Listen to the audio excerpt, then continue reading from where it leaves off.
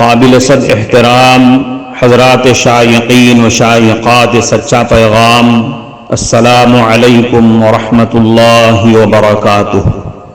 آج کی محفل میراث النبی کے نورانی پروگرام میں آپ کا استقبال ہے۔ اہلا و سہلا مرحبا۔ ہم آپ تمام حضرات و مستورات کا خیر مقدم کرتے ہیں۔ محترم حضرات و خواتین، تعلیم کا آغاز ہو رہا ہے۔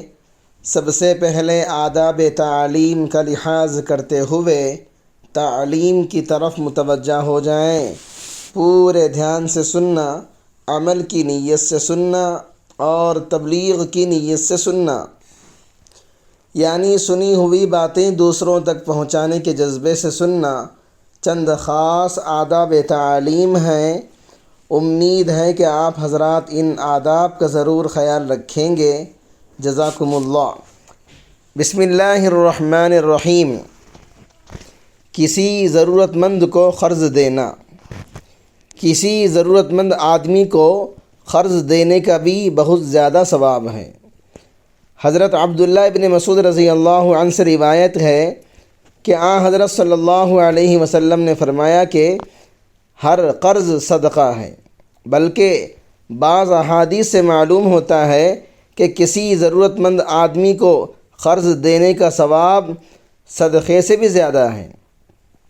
غالباً اس کی وجہ یہ ہے کہ قرض میں عموماً اتنی رقم دی جاتی ہے جس کے صدقہ کرنے کی نیت نہیں ہوتی، اور وہ ایسے آدمی کو دیا جاتا ہے جو ضرورت مند ہوتا ہے لیکن لوگوں سے مانگتا نہیں، لہذا اس کی ضرورت پوری کرنے میں اجر و ثواب بھی زیادہ ہے۔ تنگ دست مقروض کو مہلت دینا۔ کسی تنگ دست مقروض کو قرضے کی ادائیگی میں مہلت دینے کی قرآن و حدیث میں بہت فضیلت آئی ہوئی ہے۔ قرآن کریم کا ارشاد ہے، وَإِن كَانَ ذُو عُسْرَةٍ فَنَظِرَةٌ إِلَىٰ مَيْسَرَةٍ، اور اگر مقروض تنگ دست ہو تو خوشحالی تک اسے مہلت دی جائے۔ حضرت ابو ہریرہ رضی اللہ عنہ روایت کرتے ہیں کہ حضرت صلی اللہ علیہ وسلم نے ارشاد فرمایا، جو شخص کسی تنگ دست کو مہلت دے یا اس کے قرض میں کمی کر دے، اللہ تعالیٰ اس کو ایسے دن اپنے عرش کے سائے میں رکھیں گے جس دن اس کے سائے کے علاوہ کوئی سایہ نہیں ہوگا۔ حضرت حذیفہ رضی اللہ عنہ روایت کرتے ہیں کہ حضرت صلی اللہ علیہ وسلم نے ارشاد فرمایا کہ پچھلی قوموں میں سے ایک آدمی کی روح فرشتوں نے قبض کی۔ اس سے پوچھا گیا، کیا تم نے کوئی بھلائی کا عمل کیا ہے؟ اس نے کہا، میں لوگوں کو قرض دیا کرتا تھا اور اپنے کارندوں کو حکم دیا ہوا تھا کہ وہ تنگ دست کو مہلت دے دے، اور جو آدمی خوشحال ہو اس سے بھی چشم پوشی کیا کرے۔ اللہ تعالیٰ نے اس کے بارے میں فرشتوں سے فرمایا، تم بھی اس آدمی سے چشم پوشی کر لو، اور اس طرح اس کی مغفرت کر دی گئی۔ تجارت میں سچ بولنا۔ تجارت کو بظاہر دنیا داری کا کام سمجھا جاتا ہے، لیکن اگر تجارت اس نیت سے کی جائے کہ اس کے ذریعے رزق حلال حاصل کیا جائے گا اور اس سے اپنے نفس اور اپنے اہل و عیال کے حقوق ادا کیے جائیں گے، تو تجارت کا سارا کام اجر و ثواب کا ذریعہ بن جاتا ہے، بشرطے کہ اس میں ناجائز کاموں سے پرہیز کیا جائے۔ چنانچہ تجارت میں سچائی اور امانت کو اپنا معمول بنانے والے کی حدیث میں بہت فضیلت آئی ہے۔ حضرت ابو سعید خدری رضی اللہ عنہ سے روایت ہے کہ نبی کریم صلی اللہ علیہ وسلم نے ارشاد فرمایا، التاجر الصدوق الامین مع النبیین والصدیقین والشہداء یوم القیامہ، جو تاجر سچا اور امانت دار ہو وہ قیامت کے دن انبیاء، صدیقین اور شہداء کے ساتھ ہوگا۔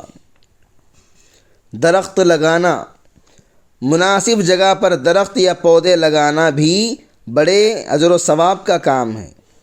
حضرت انس رضی اللہ عنہ سے روایت ہے کہ حضرت صلی اللہ علیہ وسلم نے ارشاد فرمایا، ما من مسلم یغرس غرسا او یزرع زرعا فیأکل منہ طیر او انسان الا کان لہ بہ صدقہ۔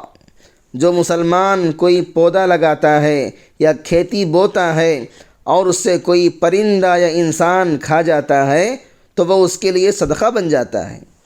یعنی جو کوئی انسان یا حیوان اس درخت یا کھیتی سے فائدہ اٹھائے گا اس کا ثواب لگانے والے کو مسلسل ملتا رہے گا اور یہ اس کے لیے صدقہ جاریہ بن جائے گا۔ معزز شائقین و شائقات سچا پیغام، آپ کو اندازہ لگ گیا ہوگا کہ یہ مضمون کتنا اہم ہے اور کس قدر فائدہ مند ہے۔ کم سے کم درجے میں سوشل میڈیا کے ذریعے سے بھی ہم اس کو زیادہ سے زیادہ شیئر کریں گے تو دعوت کے فریضے کی کوششوں میں ہم بھی اپنا کچھ حصہ ڈالنے والے بن سکتے ہیں۔ لہٰذا زیادہ سے زیادہ اس کو عام کریں تاکہ پوری دنیا کے ہندوؤں کی غلط فہمی دور ہو جائے اور انہیں یہ زمینی حقیقت معلوم ہو جائے اور وہ اپنے اصل مذہبی لیڈر پیغمبر آخر الزماں حضرت محمد الرسول اللہ صلی اللہ علیہ وسلم کو ماننے پر مجبور ہو جائیں اور کلمہ پڑھ کر آپ کے ساتھ ساتھ وہ بھی جنت میں جانے والے بن جائیں۔